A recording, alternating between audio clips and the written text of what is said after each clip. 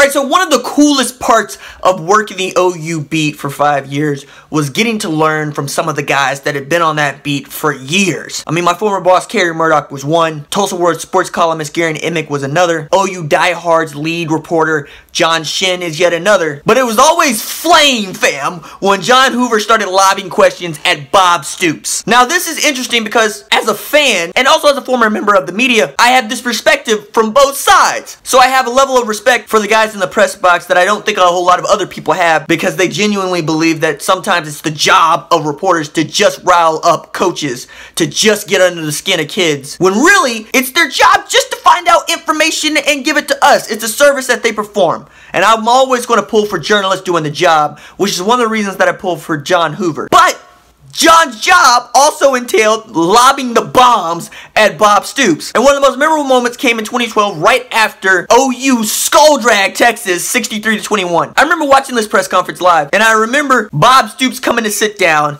and I remember John Hoover starting up the questioning. And boy, was I excited, because I knew that John Hoover was going to follow up the question that he'd given earlier in the week about, was OU tough enough? Now, you might remember this as the season where OU started off with a pretty good win against UTEP, shellacked Florida A&M, and then had a shocking loss to Kansas State, 24-19. But headed into the game against the Longhorns, there were some questions, there were some doubts. This was a Landry Jones-led team that kind of looked soft, kind of looked like some of the kids had already had their eye on going to the NFL. This was also Mike Stoops' first year back at Oklahoma. And it's interesting to look at that season because it was only late in the season that OU started to get destroyed. Notably when Notre Dame came into Memorial Stadium and dropped Oklahoma 30-13, but that came after this classic exchange between Bob Stoops and John Hoover. So let's listen to that real quick. Yeah, Bob, a couple of weeks ago I asked you if this team was tough enough, and you said you didn't know. Yeah, and I didn't like the question then. Yeah, so, you didn't know. You said you didn't know. Because you're asking something because we had fumbled the ball twice. It had nothing to do with being tough. We played a good physical Kansas State team, and we were there with them. You turn the ball over and have a 14-point swing, you're not going to win. I thought it was a dumb question, and I still think it is. The question was about mental toughness at the time, and fumbles. When fumbles happen, it's often mental toughness as well. Yeah, for instance, a ball. All your I experience. don't want to. The question is, you said at that day that I don't know if we're good enough. We were both wrong, apparently, when we look at today. What changed between then and today? Don't include me with you. It was only our third game, okay? We had only played 3 games. This was only our 5th game. All right, so everybody wants to summarize what you are after 2 games. That doesn't make any sense to me. Or in the 3rd game. We've got a long season to play. And who knows what we'll do. If we do that again and have turnovers, you'll be saying the same thing. And so in the end, I thought it was too early for anybody to be tough or not to be tough at that point. And at this point, it showed, I guess, we're a little bit tough. How tough, I don't know. You guys can all throw your perceptions out there, because coming into this game, they weren't all accurate either. I love this post game. I love this post game most because it is classic John Hoover and classic Bob Stoops.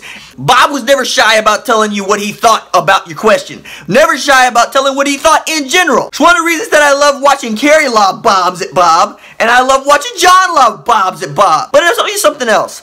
As a member of the media, there's too many people that sit in those chairs in the red room, that go to that Monday nooner, that luncheon, and just listen. There's too many folks out there calling themselves journalists that will not ask a kid a question. They come unprepared, they don't know their stats, they don't know their storylines, they could care less. Some of them, most of them if we're being true, work in TV. And I'm telling you, your favorite beat writer's favorite beat writer is a guy like John Hoover, is a guy like Kerry Murdoch, is a guy like John Shin. You'll notice that I'm leaving out some names that some of y'all are used to just, hearing and going with, because those guys aren't held in the same esteem. Guys like Eddie Radosevich. There's so many times that Rado saved an interview with the player by asking a question that would open the kid up, because Rado, which is short for Radosevich, knew the kid, had met the kid on the recruiting trail, had been to his high school football games, had been in the rival camp series with him, and knew enough about the kid, especially if he was younger, to ask him about himself. And there's so many times that he did that. Kerry did that. Hoover and Emick did it all the time with the kids that were from Tulsa, because they're from the Tulsa world and they would follow those kids closely. You'll notice that Hoover did some of the finest work that's been done lately in journalism with his chronicling of Mason Fine, who I believe is the greatest Oklahoma high school quarterback ever. plays in North Texas right now. And these are things that either don't get mentioned or a lot of folks don't think about when we're talking about the media, in particular OU sports media. But let me tell you something else here, man.